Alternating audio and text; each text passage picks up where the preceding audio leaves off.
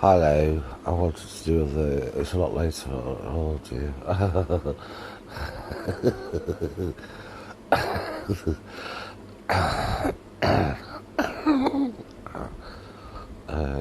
wanted to do another video on extreme paranoia. I got behind and crack up laughing always through it. But it was about something specific, and it was the masculine paranoia that you see in people, men do kick off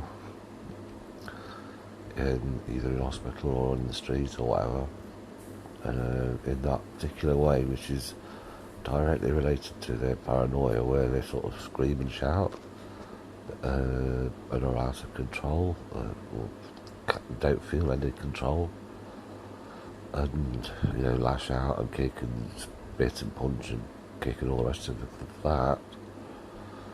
And what the lead up to that, when they sort of start, or as in what I've seen anyway, they'll start with perhaps a crossword and a disagreement, argument, or it'll escalate sometimes rapidly, like blue touch paper, into violence. But all that sequence of sometimes like seconds, or a second, has a lot of content, emotional content flowing through it. And this is about trying to explain or label or sort of like explain the different parts of thoughts and emotions that you go through, or men can go through, in a split second. And it starts off like that. First of all, indignance at being disagreed with or challenged or blocked, objected to, rejected or disqualified, either your opinions or your thoughts or your behaviour or whatever it is, or disrespected over not being paid for a cup of tea, or whatever it is, or having been discounted and not considered financially, or some other way that impugns their masculinity or threatens their sovereignty of their self and man status as a man. And then it sort of like quickly moves into sometimes panic, just blind panic at the conception that they have in their minds of what the opposing force, the thing they're complaining about, the person who's under the control or rejecting their request, or not speaking to them honestly or genuinely, or responding with insults or impugning their masculinity, or etc. Those people of those thoughts that are doing that to them, whoever it might be, a nurse or a traffic warden or someone on the street or your best mate or whatever it is, mentally become mentally enormous in physical terms, if strangely I don't know what I mean, in terms of physical threat. So like the mental schema, the mental thought patterns and narrative that the paranoid person goes through are the establishment of massive, enormous, unbeatable, unstoppable unable to overcome massive physical threat from defiance of defying them. And so the act of what if they'll then, well, stop, then all is left to the sort of childlike thinking pattern that's based on. It becomes a childlike physical response and just to lash out. That's all really it is. But that happens, so physically lash out then. And the words that it might be screaming, shouting, what he wants is reassurance and comfort from this other male, invariably, or mostly, I think.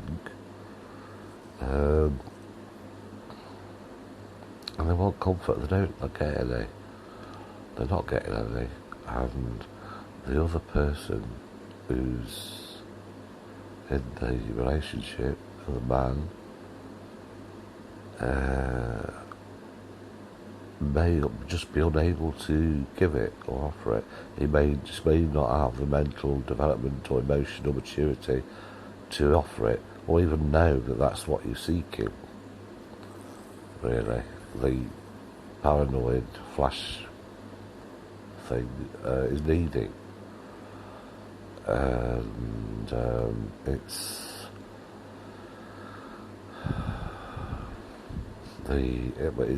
sort of the sort of like sufferer needing that loses patience, basically, becomes very frustrated with the male that's doing the objecting or contrariness, the opposite position. They get very frustrated very quickly, to the extent that they just explode, can't control it, and they might start screaming and shouting and like bawling, please, I need want this.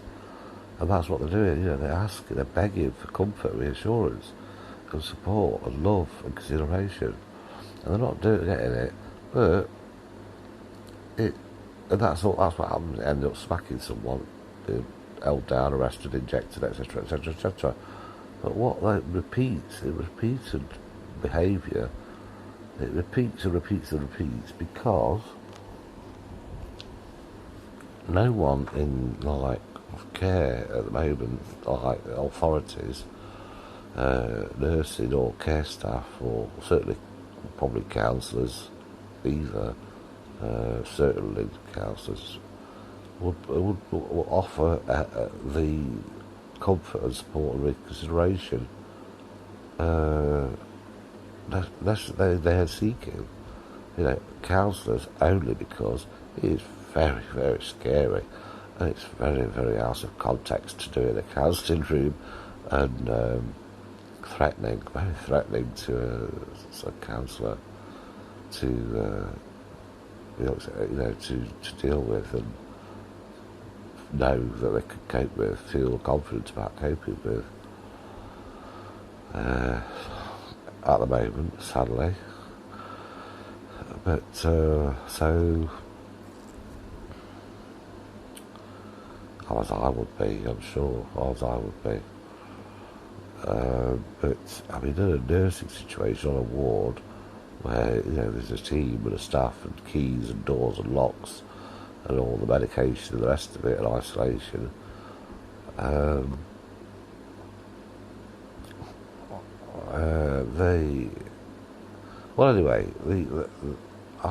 there should be, I think, a way of just letting the person build and explode.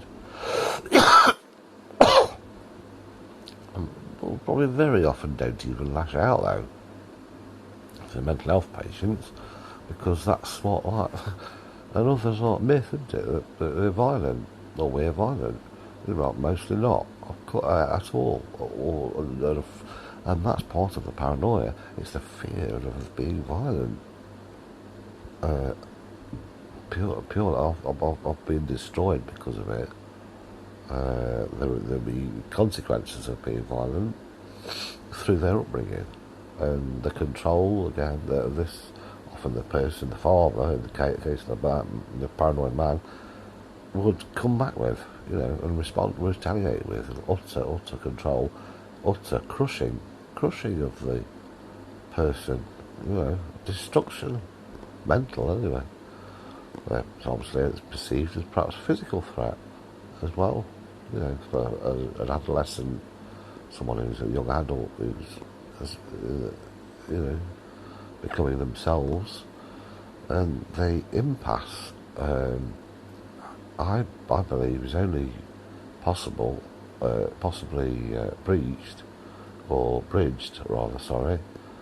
by having the counselling team or theory effect of the technique, let's say, by having the technique of like perhaps two nurses or a nurse or whoever it is they're kicking off against, to let them just watch them and try and remain calm and trusting that they won't get smacked or hit, and let them explode and come down and looking, engaging, and trying to offer body position, stance and communication of reassurance and consideration and support, and that will be picked up. That will be picked up by the utterly paranoid lad, person. People they pick it up. They're not like, they're really intelligent people, as I've said before. They're not unaware. They're cruel, or they're not cracked. They're frightened. They're terrified, and they're feeling these things. But they notice. They clock, witness. They're still taking information in as well as offering plenty out. They're still receptive. They're still receptive to non-verbal communication and communication of any kind. If when they're able to, look that, even while we're talking, and it's the same for the person who's really paranoid. Even when we're talking, all the time we're talking or doing something, we're still taking in non-verbal cues and information from the other person or wherever we are, with all the people around us. But if it's in a situation where it's a heated argument, we're still taking it in. It's all it is. It's just someone losing their temper. Really, And they should be able to do that and be taken through it and be with someone, be with them while they do it. That's how they'll learn how it's not necessary, or it's not the way to successfully acquire resolve what they want, acquire what they want, or resolve their pain and tendency to do that. It's only through being shown something different to they've already been shown that they'll learn a way out of it forever, and the confidence to know that they can stand there and hold themselves, hold that expression, hold that view, and that demand, and that for respect, and hold that respect, and for their quotient, their portion, their part of it, or whatever it is, or their opinion and qualification and legitimacy. And so, if when by showing them that consideration and in those circumstances, and however much of an act it might make you feel like, but like showing like compassion, the really key word, they'll let see that, and people respond to that far more greater and deeper and with much more clarity and potential and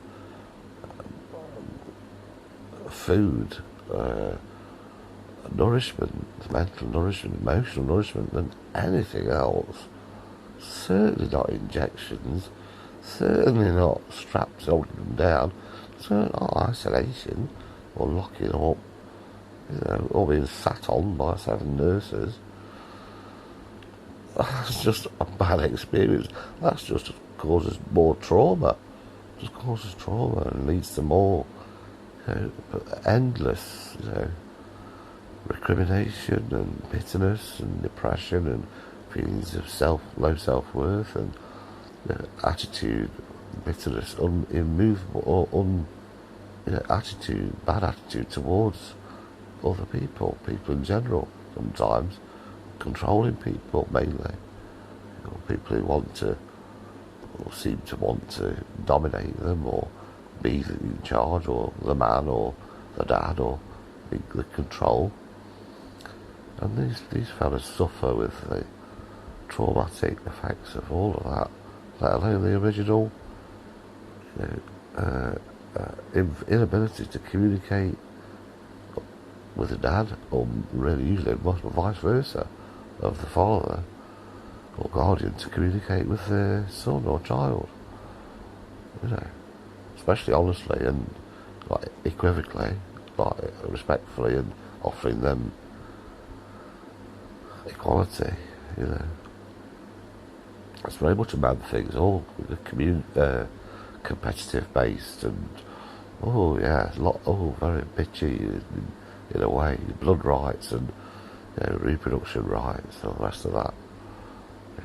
Uncle Freud and Oedipus and all the rest, but being the bottom of that particular conundrum to a worthless extent, really. But so, that's how the people can move on by being shown consideration and respect. And that's generalism as well, in whatever circumstance, pretty much mainly. If someone shakes their head at you through a car, you don't know them, and they don't know you, you immediately wonder, why are they doing that? Don't you? Or, why does that, who the fuck was that? Nodded his head sanctimoniously at me, just walking up to my van. Why, And one would immediately feel sort of, disrespected, impugned, put down, taken the piss out of, and the rest of it. And which they would be right about. But like repeated over childhood and adolescence, inescapable repetition of disrespect and derision leads to people becoming very paranoid when they reject it and step away from it and look at it back at it from outside of that. Far enough outside of that, they'll come back and they'll just get that again, kick off. That's why they do it. Yeah, the only way out is to show them, reassure them and say they will stay with you and communicate. That's how wars stop. People are no different.